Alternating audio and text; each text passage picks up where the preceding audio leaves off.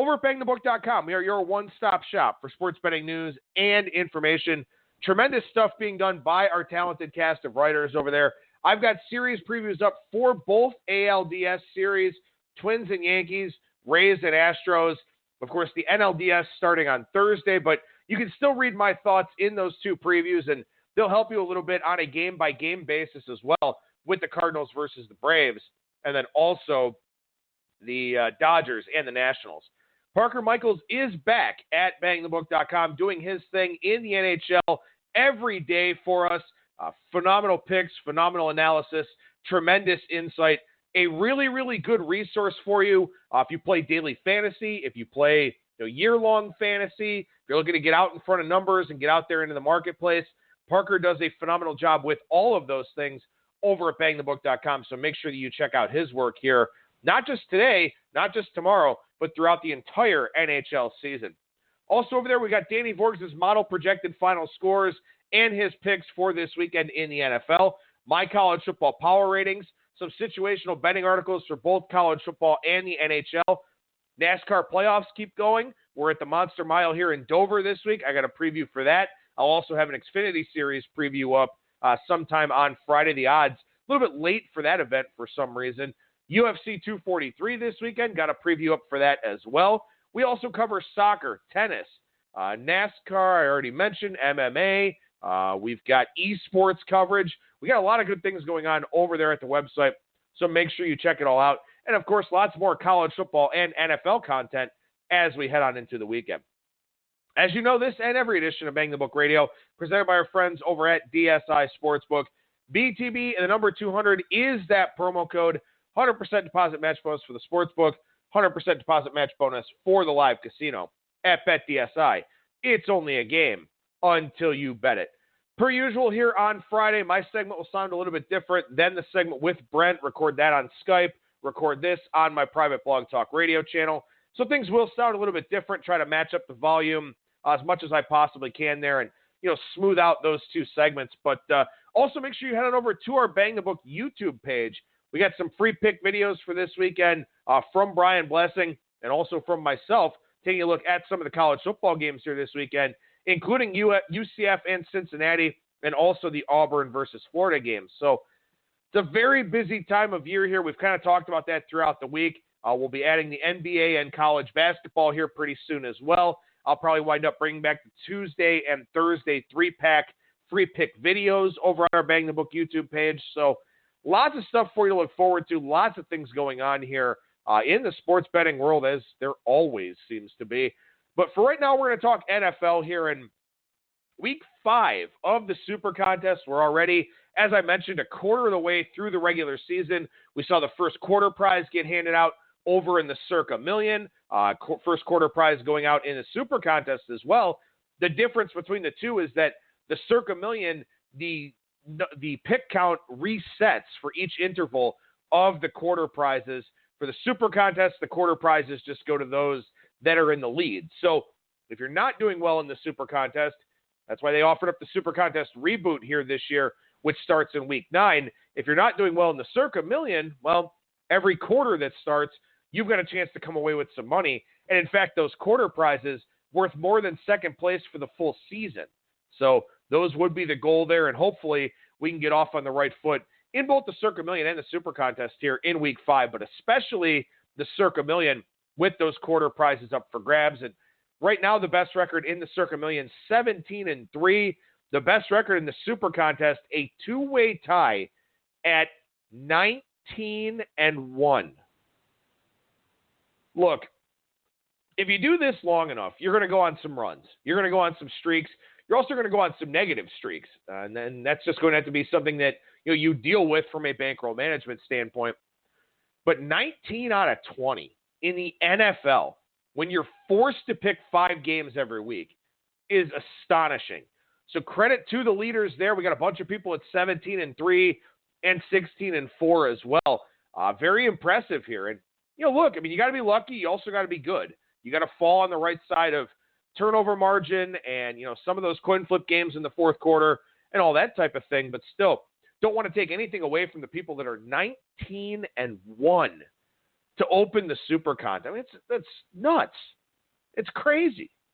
And, of course, got a big leg up as we look at the full year standings where in the SuperContest, the top 100-plus ties get paid $1,500 buy-in, as you know already. But, again, here's still a long way to go in the SuperContest. Only 20 of the 85 picks cataloged here so far over at the Westgate.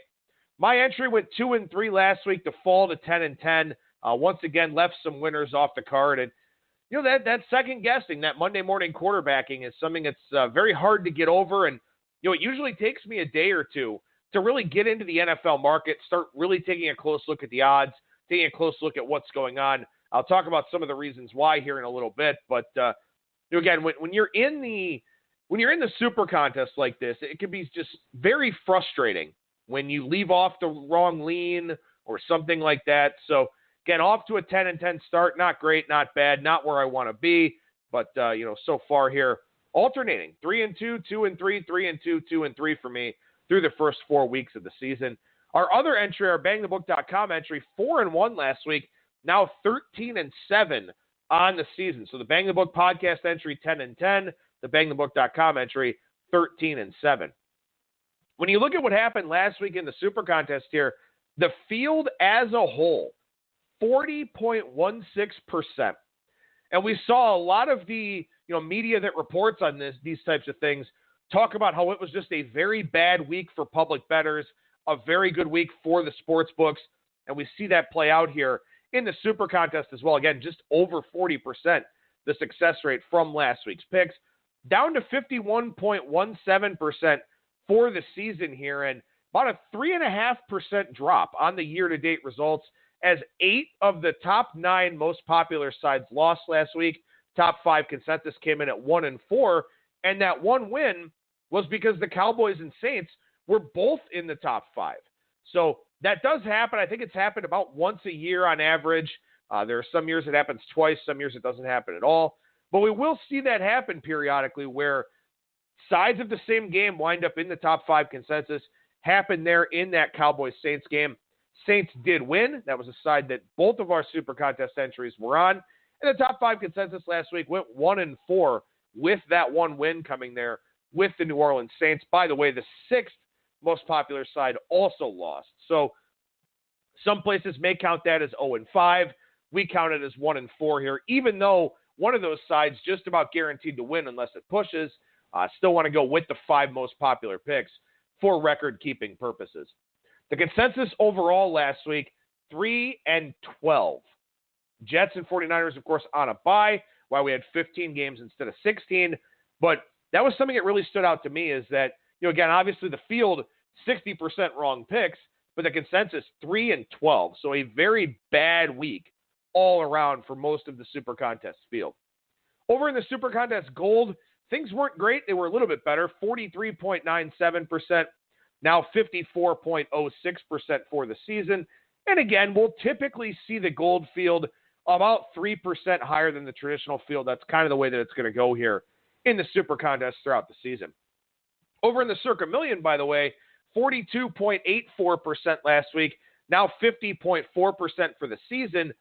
The difference between the two contests, by and large, is that Browns-Jets game in week 2. The Sam Darnold announcement coming out late Wednesday night on into Thursday morning. SuperContest line was 2.5. Over 2,000 of the 3,328 entrants took it. In the Circa Million, only about 170 of the 1,875 in that contest took it because the line was 6.5 there. So we do have a pretty big difference in the success rate year to date, largely because of that game where the Browns were taken by over 60% of the SuperContest field and about 10.5% or so of the Circa Million field. Over in the Circa, my entry, 8-11-1 here so far on the season. And again, keep in mind that, like we've talked about before, because the Circa Million lines come out on Thursday morning, we do wind up with some differences in those numbers. We'll have a lot of times where, maybe there's a hook in one of the contests, but not a hook in one of the others. Maybe you'll see even a full point adjustment. And of course, you will get some of those spots where there are some pretty significant injuries. So as we look at differences here between the Super Contest and the Circa Million for Week 5, Seahawks are -1 in the Super Contest, 1.5 in the Circa Million. Of course, that game will have already been played by the time you hear this segment. The Ravens, this one's relevant to me, -3 in the Super Contest, -3.5 in the Circa. So I'll go ahead and spoiler alert this for you that the Ravens are one of my plays in the Super Contest at -3, but probably won't be one of my plays in the Circa Million at -3.5, with 3, of course, being one of the most important numbers out there. The Bears are -5 in the Circa, -5.5 in the Super Contest. In terms of other adjustments, the Vikings are -5.5 in the Super Contest, -5 in the Circa. You've got Texans and Falcons. The Texans -5 in the Super Contest, -4.5 over in the Circa. You've got the Broncos +6.5 in the Super Contest, +6 in the Circa. So again, that may be a line that kind of keeps some people off of that game. So those are the line adjustments with the Circa Million and the Super Contest here in Week 5. And once again, when you talk about a market like the NFL, even though the number matters a relatively low percentage of the time, you still want to try to get the best number that's out there. And those half points right around those key numbers can be very, very important. So, there will be some differences here throughout the season with our Super Contest card and our Circa Million card, simply because, maybe there's a loss of line value with a hook on a key number, or, something falls to 2.5 or it's 3 in the other one. So you got to keep those things in mind here. If you're in both of those contests, or if you're in any of those handicapping pools that are out there where, you may have Ravens -3.5 in one, -3 in another. Well, that's a decision that you have to make, understanding that there is a little bit of a loss of line value. Again, the chances of that game falling on a push, not particularly large, but still, what is it? 15% of games in the NFL land on 3. I know Rolf Michaels had those numbers for us earlier on in the week on Bang the Book Radio. So again, those half points can be very, very important, especially when you talk about where they're coming from. And like Rolf mentioned, like we talked about on Tuesday's show, 5 has become an important number. 6 is an important number. 8 is an even more important number than it used to be. So even the 5 to 5.5 difference, something you've got to take into consideration here with the differences between these two contests, and if you're in season-long pools, or maybe you're in these two contests yourself. Overall here, and I sound like a broken record every week, where, I think the NFL card is a struggle all the time, because it's the tightest market that we know of, and there are a lot of little intricacies to the NFL. You can handicap based on situations. You can handicap based on coaching. But, we've seen a lot more here in terms of analytics, in terms of success rate, in terms of play selection, in terms of play selection by field position, play selection by down. There's a lot of information out there in the NFL that, can have an impact on a bet. But ultimately, to me, I still think injuries are the most important. And this week in particular is very rough on the injury front. And what we're seeing here is, again, with so much RPO, so much focus on 11 personnel, 12 personnel, 13 personnel, this and that, even the non-skill position injuries seem to be more magnified. You look at the Colts last week, for example, without Malik Hooker, without Darius Leonard. Of course, they were missing some other parts on both sides of the ball. But the Raiders go out and hang a 30 spot on them. And, the Colts were a touchdown favorite in that game, lost that game by a touchdown. And some of these injuries at the non-skill positions are having a lot more of an impact, it seems like, this year. And I think it's largely because of the schemes that these NFL teams run. A lot of teams running that zone, the zone running game type of scheme. A lot of teams doing RPOs. You've got some teams here with more mobile quarterbacks, some teams running air raid offenses. And these injuries, at the second level or in the trenches or whatever else, really having a substantial impact on a lot of games here so far this year. And we've got a lot of players that are questionable, a lot of players that were limited in practice on Wednesday and Thursday. And again, it's very important that I remind you here that I do record this segment on Thursday evening, just before I record with Brent with the odds report. So that way I've got the full show fully done for Friday. Can usually get it up a little bit earlier with that in mind. So the injury picture is not as clear as it's going to be by the time that we, actually have to submit our picks. Friday night deadline for the Golden Nugget, Saturday morning for both the Saturday morning for the Super Contest, and Saturday afternoon for the Circa Million. So injury situations can and will change, and that Friday practice report is so important that, sometimes there will be a game that's kind of hanging in the balance for me based on who's going to play and who's not going to play. And sometimes those injury designations on Fridays can really swing the pendulum one way or another for me. So got to keep that in mind here, especially this week where, again, it seems like we've got a higher than normal list of injuries out there in the NFL. And also, too, you kind of wonder, is some of this some gamesmanship? With some of these late injury calls, some of these late injury decisions, obviously training and treatment methods are better than they've ever been. Teams keep finding out new stuff to do. Guys go through the pregame warm-up and then decide if they're going to play or not.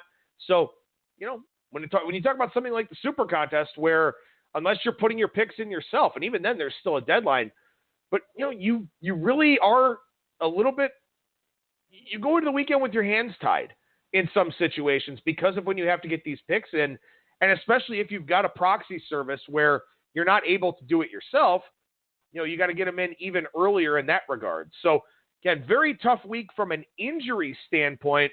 Obviously, the NFL is tricky week in and week out, but the injuries definitely rearing their ugly heads here for this week.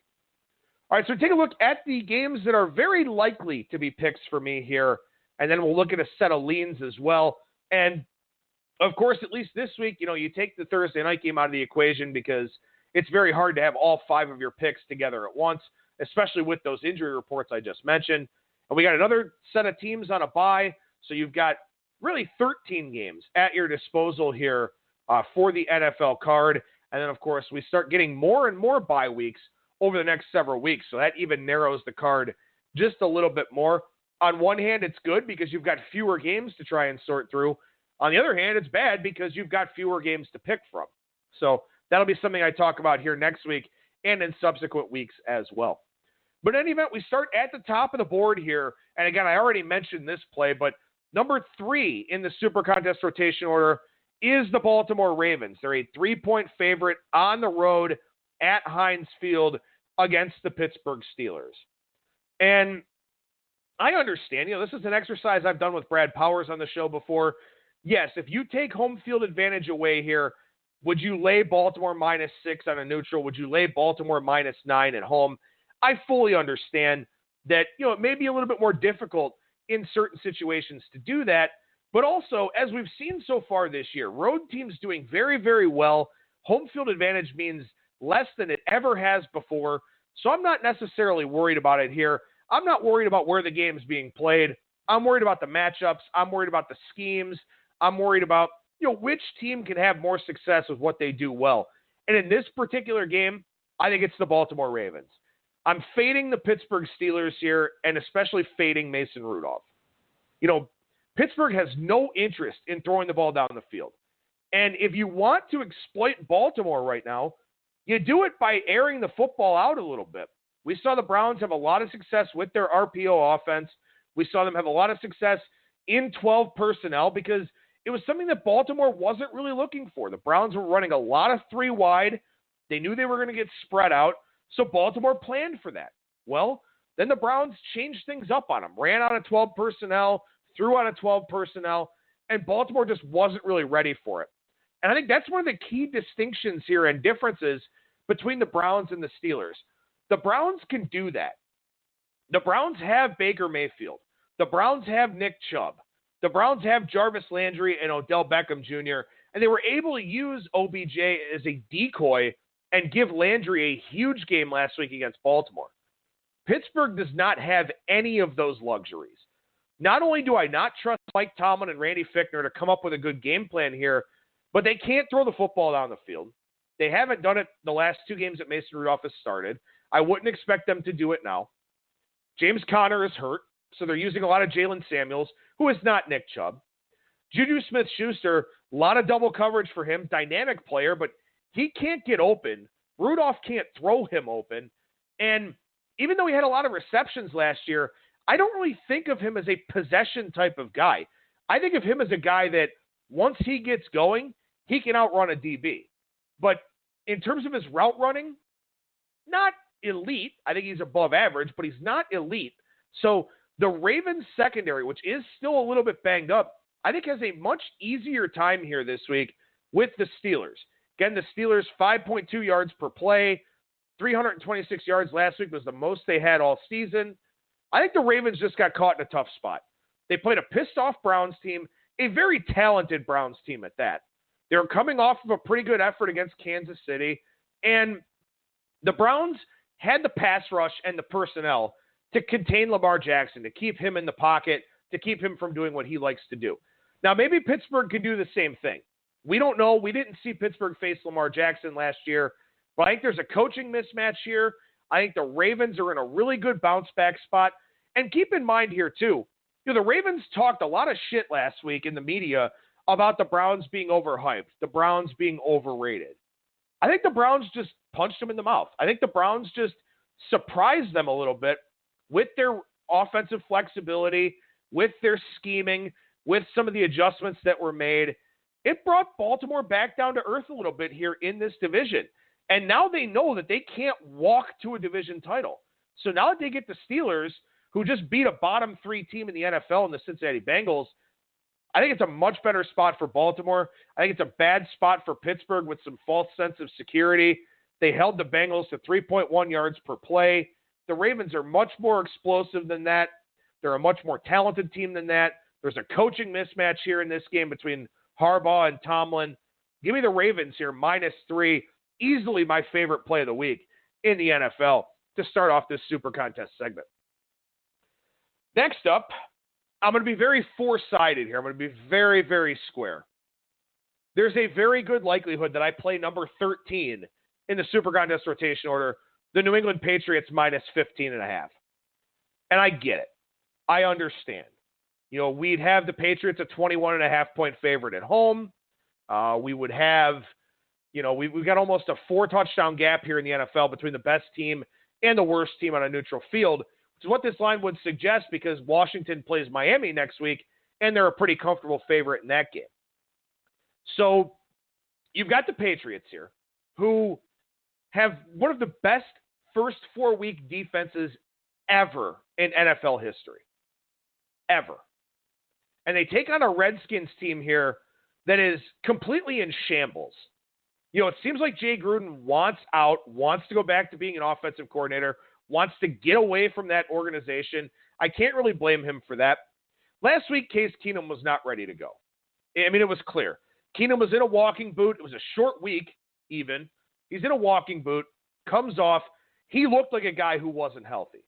And there were some calls to play Dwayne Haskins because Colt McCoy, who was practicing, also wasn't ready to go. So there were some people that wanted to see Dwayne Haskins. Gruden goes to Haskins in that game, and it was a train wreck. And that almost felt like an FU to the organization, to the fan base, to everybody.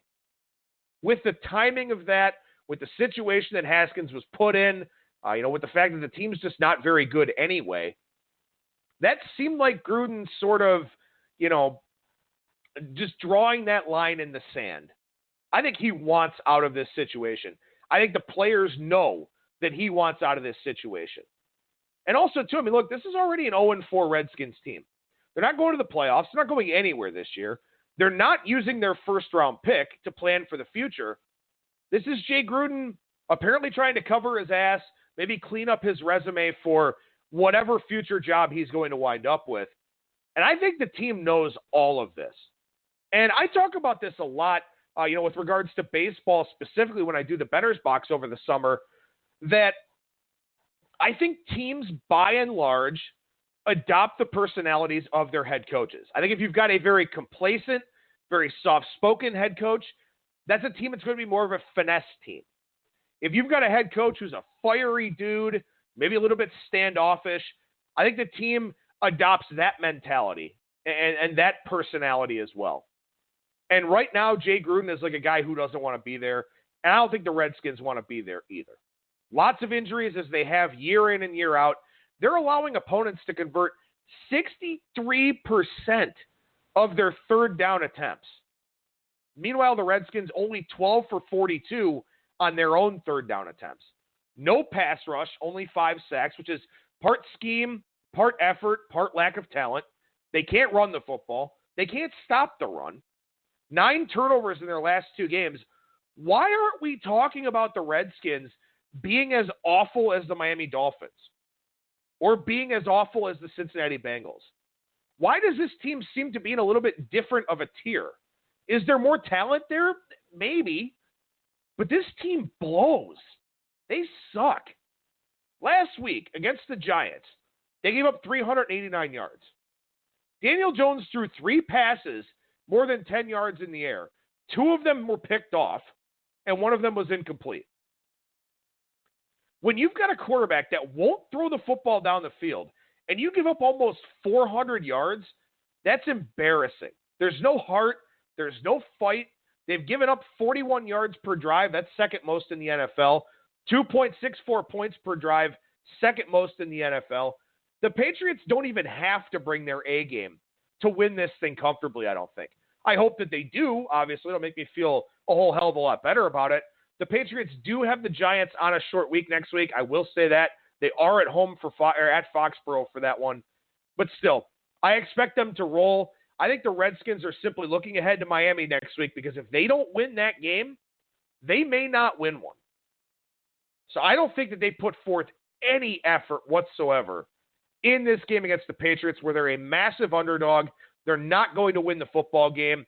I don't know how much effort Jay Gruden puts into this game.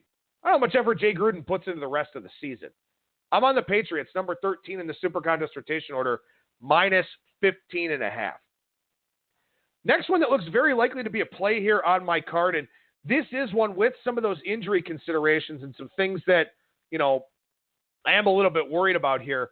But the Indianapolis Colts, number 28 in the SuperContest rotation order, they are plus 11 here against the Kansas City Chiefs. You got some big injury considerations here for the Colts. Marlon Mack, T.Y. Hilton, Darius Leonard looks like he's going to play. Malik Hooker is still out for a few more weeks. These are significant injuries when you talk about playing an offense like the Kansas City Chiefs. Chiefs over 7 yards per play, very explosive offensively, as we all know. The Colts don't want to get into a slugfest and a shootout with the Chiefs this week. However, the Chiefs are allowing almost 6 yards per carry. And hopefully Marlon Mack is able to go. But Indianapolis runs the football very effectively. And I know that there are some people out there that have kind of soured on the Colts because, they don't have an aggressive playbook. And a lot of people out there don't like teams that run the football, don't like teams that run the football a lot. And I can certainly understand why. You can move the ball in bigger chunks through the air. Makes a lot more sense to do that. But this is one of those games where I think the ball control style for Indianapolis could wind up really working out in their favor. Again, they can run the football, and Jacoby Brissett is really good at the short and intermediate throws. He's not a great deep ball guy, won't take too many deep shots, but he's pretty good at moving the chains. And the running game has given the Colts a lot of third and short, third and manageable situations to the point where they can keep the football away from Kansas City and really limit Kansas City's possessions here. Patrick Mahomes didn't look particularly sharp last week against Detroit. Maybe the loss of Tyreek Hill becoming a little bit of a factor. Maybe it's just simply stepping up in class a little bit. We saw that Baltimore's defense is not very good. We saw that Jacksonville's defense isn't particularly good. I'll talk about that again here in a couple of minutes. Is the Lions' defense that much better than the Colts? Maybe. Maybe at full strength, the Colts are right there. I hope Darius Leonard plays. By all indications, it looks like he's going to. Malik Hooker is a big loss. But again, my handicap here is predicated on the fact that Indianapolis is very well suited to keep the football away from Kansas City, which means that Patrick Mahomes and the Chiefs are going to have to be really, really efficient on offense. Now, they have been efficient. I think they've scored on 56% of their possessions or something like that. But again, over their first few games, they played some very porous defenses. The Colts aren't a great defense by any means, but they're a league average type of defense. So I think they can hang around here. I think they can keep the Chiefs on the sideline, move the chains, keep this game close, keep this game comfortable. So the Colts plus 11, number 28 in the SuperContest rotation order, also makes my list here of very likely plays. So the very likely plays, the one I love the most is Baltimore -3, then the Patriots -15.5, and also the Colts plus 11. So, as you know, that's 3. Got to do 5 here in both the SuperContest and the Circa Million, which that'll be the tougher one for me because Baltimore, who I really do like, -3 in the SuperContest, -3.5 over in the Circa Million. But in any event, looking at my leans here for this week, we start with number 9 in the SuperContest rotation order, the Carolina Panthers, who are -3.5, hosting the Jacksonville Jaguars. Where is the Jacksonville defense? You know, I know there's a lot of talk about Gardner Minshew, and I'll get to him in a second, but this Jacksonville defense, allowing 13.3 yards per catch, they only have 2 takeaways. They do have 13 sacks, but they got 9 of them in that Thursday night game against Tennessee. Where is this Jacksonville defense? Where is this vaunted group that we've seen over the last few years? And I know the loss of Jalen Ramsey doesn't help, but man, over 13 yards per reception, only 2 takeaways? You really worry about Jacksonville here going forward because there should be some regression from Gardner Minshew. And I love what he's doing, and he's a great personality, and that's awesome for the NFL. And John DeFilippo, a really talented offensive mind. He's done a good job here with Gardner Minshew so far. However, third road game in 4 weeks here for Jacksonville, coming off of this trip to Denver. That's always a tough situational spot, coming off of the game in altitude, especially with the last-second win that Jacksonville was able to pull off there in last week's game. The Panthers have the Buccaneers on deck over in London across the pond. They're 2-2 right now. If you can win this game with Kyle Allen and guarantee that you're at least 3-3 going into the bye, I think that's something that the Panthers are really hoping to do here this weekend because we know that London games can be a little bit crazy. We know that the Buccaneers are playing a little bit better. So I think there's that little bit of extra incentive, a little bit of extra push from Carolina here in this one. And also, something I really like, their offense is much more explosive right now with Kyle Allen. Much better in adjusted yards per pass attempt, much better in net yards per pass attempt. Obviously, you've got Christian McCaffrey getting a lot of work there, and that is something that does worry me a little bit in this game, but especially down the line when it comes to Carolina. But, you know, they're playing some pretty decent football here with Kyle Allen. I know that they've had some setbacks and they've had some tough games here, but I think the Panthers are in a decent spot here. And again, this Jacksonville defense being such a disappointment this year, it hasn't really caught up with them yet. And it probably will. You know, again, Gardner Minshew, I give him all the credit in the world. Kudos to him for the good start. But very quietly here, this Carolina defense has 18 sacks on the year. They're second in yards per play allowed. And they're playing really well without forcing turnovers. If they can start forcing some takeaways, we're talking about a sustainable Carolina top 5, top 8, top 10 defense here.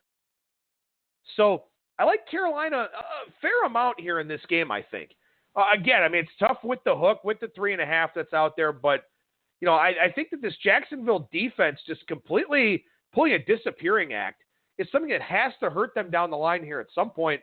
Maybe it's here in this game with that third roadie in 4 weeks and also coming off of that road trip out to Denver. So Carolina -3.5 on my list of leans here for week 5. Another one I'm looking at here a little bit, number 11, the Minnesota Vikings. They're -5.5. They take on Daniel Jones and the New York Giants. And as I mentioned earlier, you know, the Giants just no downfield threat whatsoever. And I know Saquon Barkley's trying to play this week.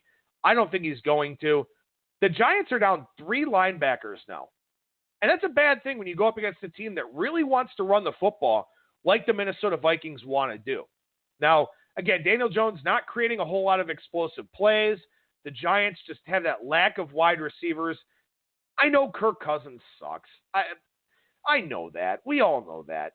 You know, the guy is terrible against good teams and serviceable against bad teams. And I don't know if the Giants are a bad team per se, and they have gotten a little bit better here over the last couple of weeks, but Still a lot of worries with that secondary. A lot of worries in the back seven. I'm a little bit worried about Stephon Diggs and that whole fiasco there with the Vikings right now. He seems to maybe want to trade. He's unhappy about this, unhappy about that. Does concern me a little bit here for this game, but I think the Vikings can just out-physical the Giants and really wear them down here in this game. So on my short list of leans here is the Vikings, -5.5. Number 19, the Houston Texans also make the list of leans here. They're a 5-point favorite hosting the Atlanta Falcons. And there seems to be a lack of focus or a lack of effort with the Atlanta Falcons right now. I know they've put up some offensive numbers and this and that, but they look like they're kind of quitting a little bit on the season. Seems like Dan Quinn's message has maybe gotten a little bit stale. This is a team that really never bounced back from blowing that Super Bowl lead. They've never really had that same kind of edge. And I don't know if Dan Quinn's message just, falls on deaf ears now, or if he's just, not able to adapt to what the current state of the NFL is. But there's something wrong there with the Falcons. And unfortunately, maybe I'm too late to the party here because this number does look a little bit inflated on Houston. Of course, Atlanta losing last week at home as a favorite to Tennessee, failing to cover on the road against the Colts 2 weeks ago.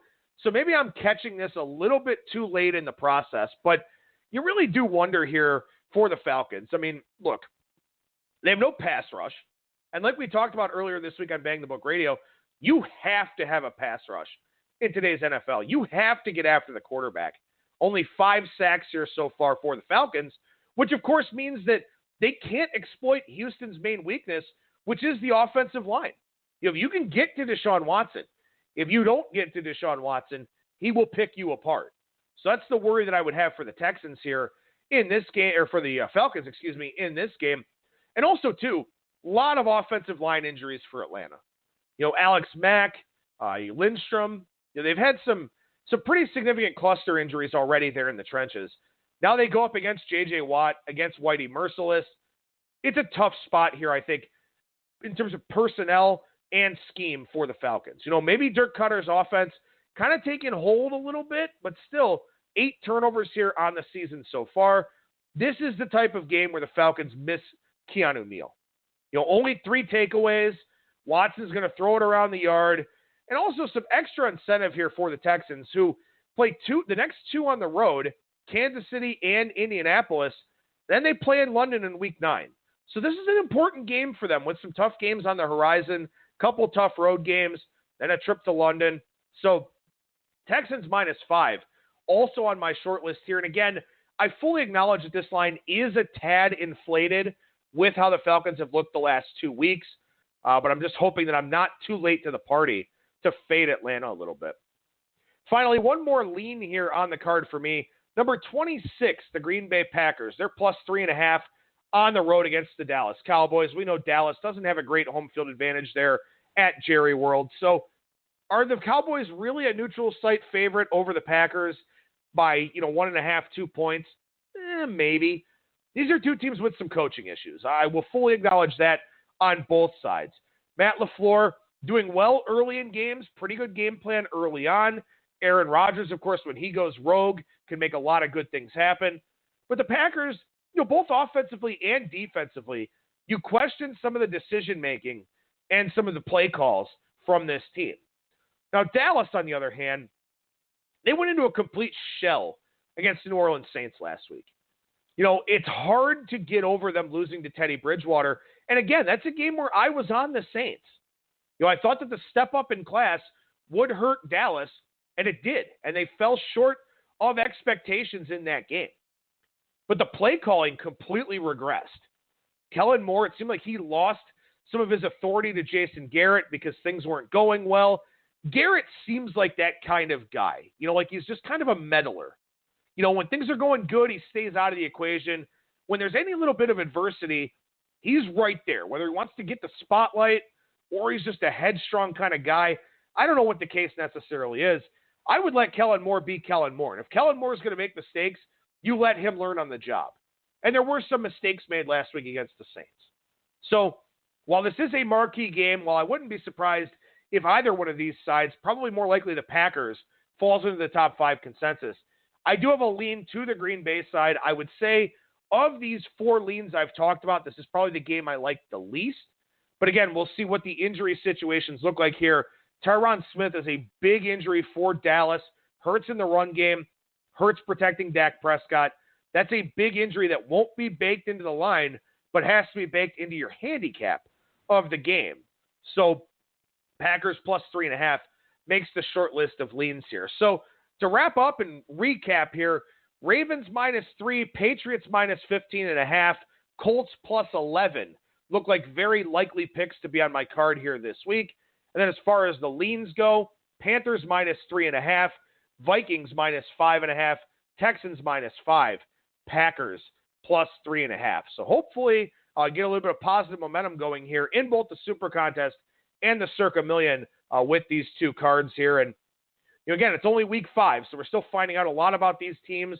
I started slow last year, finished very strong, hoping for more of the same here this time around, but not with as bad of a start, because last year I was 10-25-5 over the first, over my first, 40 picks there, the first 8 weeks of the Super Contest. So I'm already better than that pace here, unless I fail to win my next 20 plays. So again, hoping history will repeat itself as we get some more knowledge on these teams, hoping I can do better here throughout the rest of the way. But, again, tough card this week with all the injuries and all the different things to factor into the equation.